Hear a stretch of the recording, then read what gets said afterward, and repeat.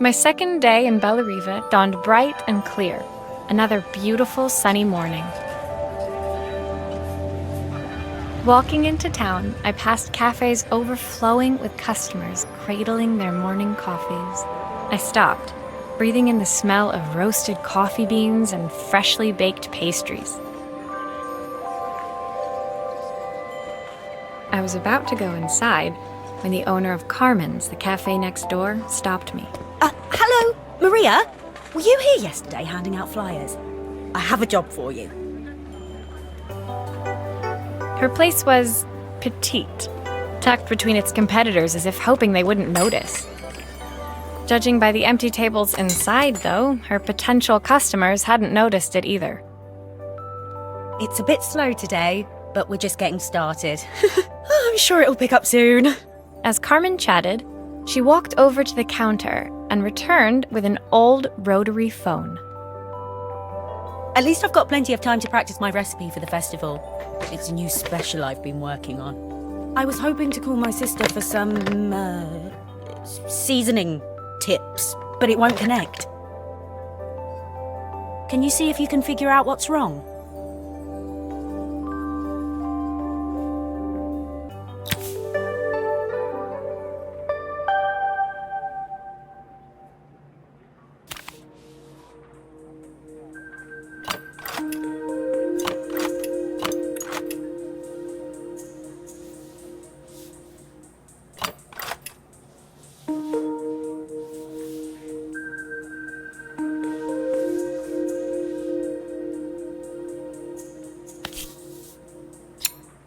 Obviously, we'd normally be much busier than this.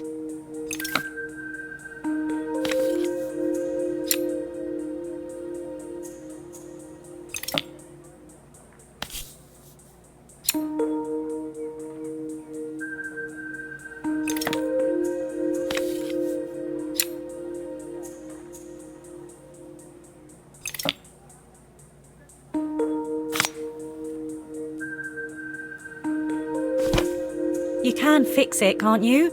I can't afford to replace it.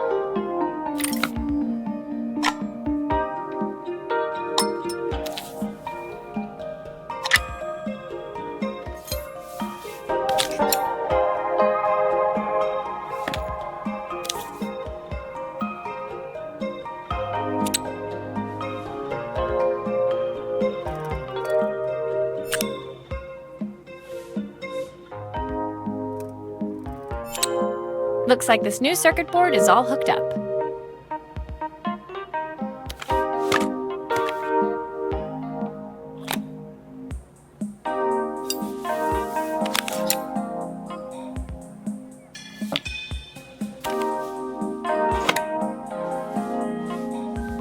I should make sure I screw everything back together.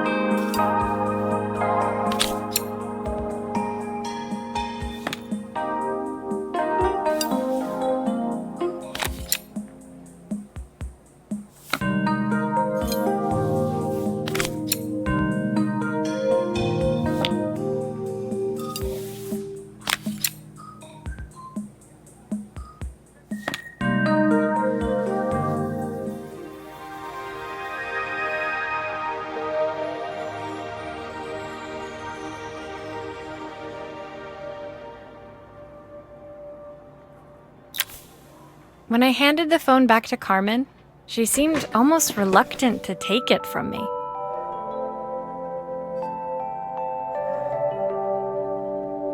So it's all working now, is it? I don't have to leave it to dry or let it cool down? Nope, it's ready to go. It'll be ringing off the hook in no time. That's if I can pay my phone bill anyway. And the rent, and the suppliers. Anyway, take a seat and I'll be right with you. Your coffee's on the house. I sat at one of the empty tables, while at the counter, Carmen had started dialing the phone. Hello! How's my favourite sister doing today? As she talked, Carmen became more and more tense. This didn't seem like a call for some cooking advice.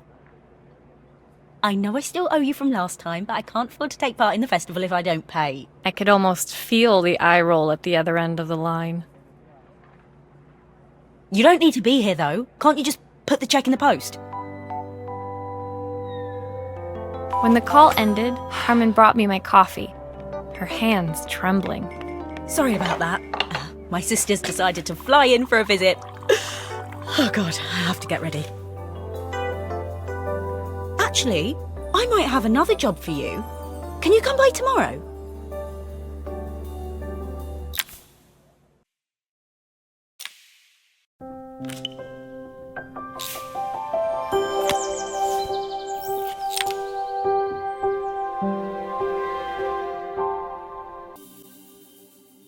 The next day, I'd promised Carmen I'd return to help her get the cafe ready for her sister's arrival.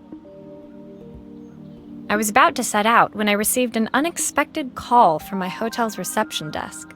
Apparently, another guest had asked for me by name. Curious, I took the creaking elevator up to the top floor and made my way to the room number they'd given. I knocked. Are you here about the camera? It's about time. The woman in front of me was immaculate.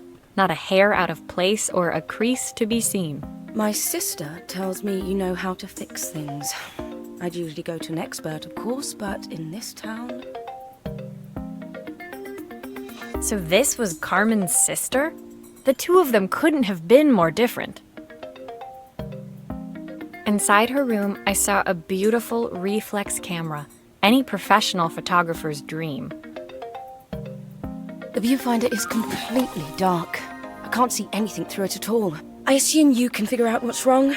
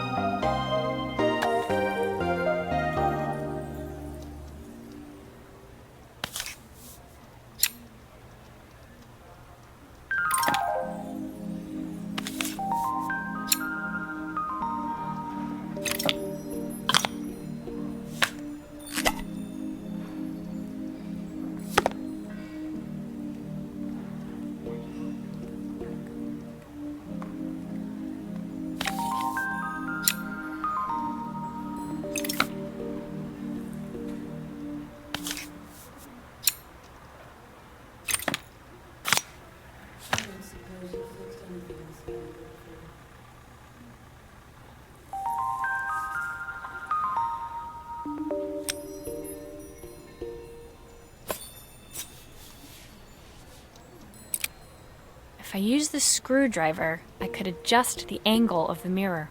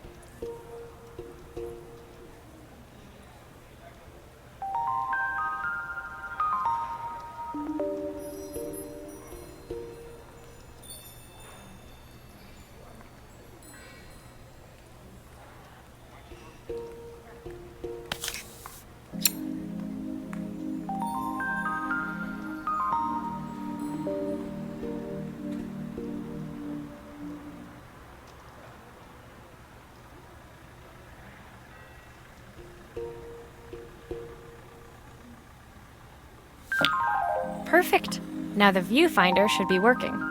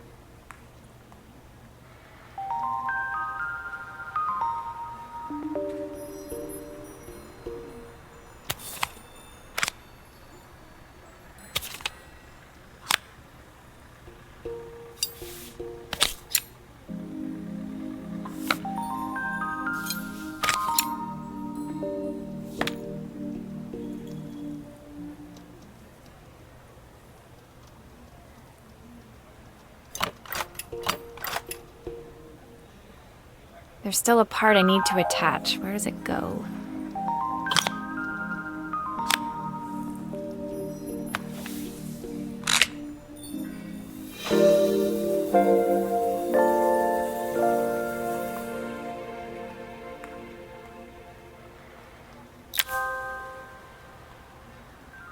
I felt a pang of envy as I handed the camera to Helena.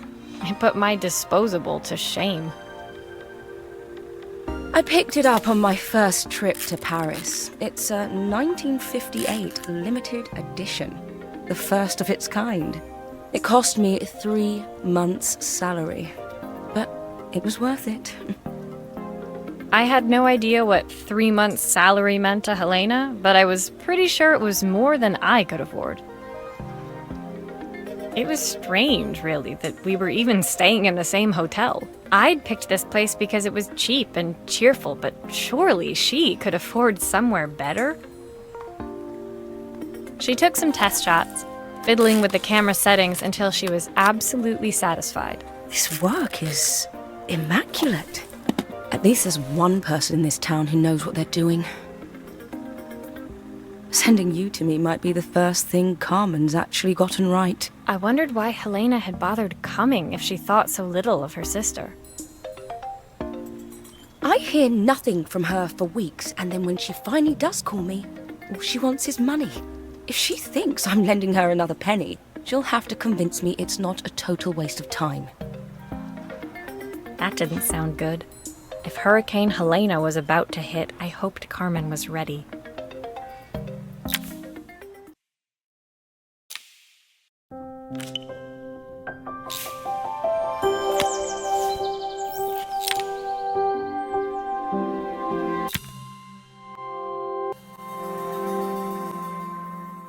The sun was setting over Bellariva by the time I reached Carmen's cafe. From the outside, it looked as quiet as ever, but inside, I found Carmen cleaning like her life depended on it. Maria! Oh, don't mind all of this. If Helena finds one speck of dust in here, I'll never hear the end of it. Carmen seemed pleased to see me, but I sensed the fidgeting tension beneath each sweep of her mop. Trying to live up to the standards of someone like Helena seemed like an impossible task. I hope you didn't mind fixing the camera for her. She was furious when it broke. I really need this to go well. If she doesn't lend me the money, I don't know how long I can keep this place going. Carmen led me to a back room, where she'd laid out the components of what looked like a neon sign. I had this made when I first opened the cafe, but I'm hopeless with electronics. So there was supposed to be a sign outside. This might explain the lack of customers. I'd like to put it up before Helena gets here. Can you give it a try?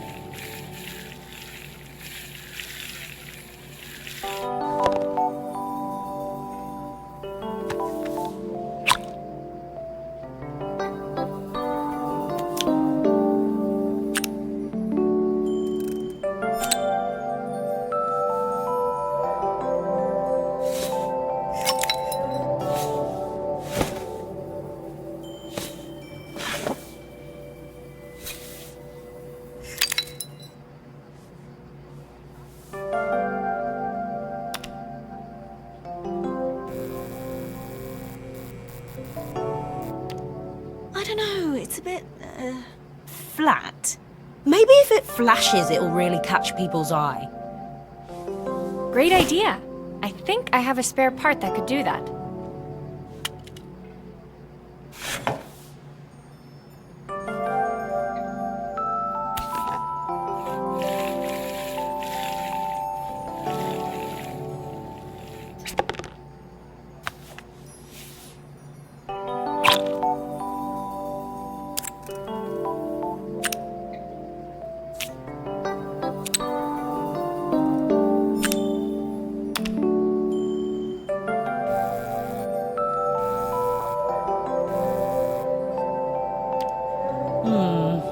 It still needs something else. Maybe we can add one of these.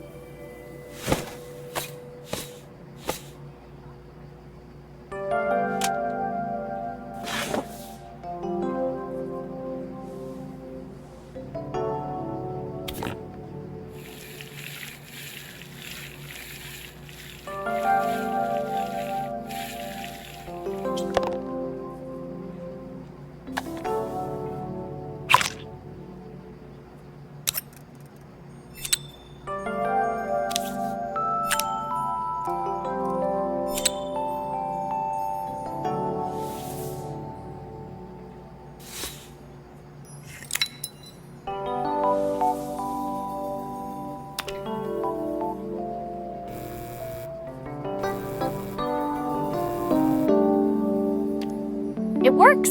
I'll screw everything together again and you'll be set.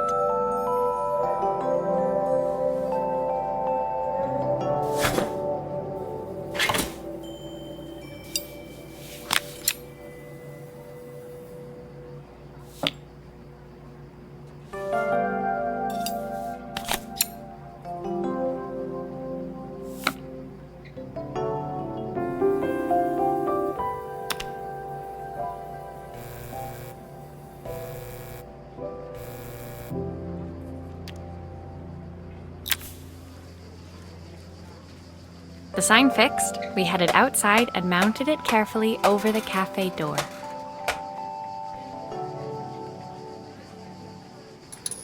Oh, that's perfect, Maria. It looks just how I imagined it. When I had this sign made, it all seemed so simple. Oh, I can't believe I might have to give it all up. I hope I've done enough. The smile froze on her face as she spotted something over my shoulder. I turned to see. Of course, my sister owns the only cafe in this entire town that isn't actually open. For better or worse, Helena had arrived. Carmen opened her mouth to explain, but Helena swept indifferently past her. Finally pausing in the doorway, she turned back towards Carmen. The first thing we're doing is getting rid of that hideous sign. And with that, she disappeared inside. I hoped Carmen's chances of saving the cafe hadn't disappeared with her.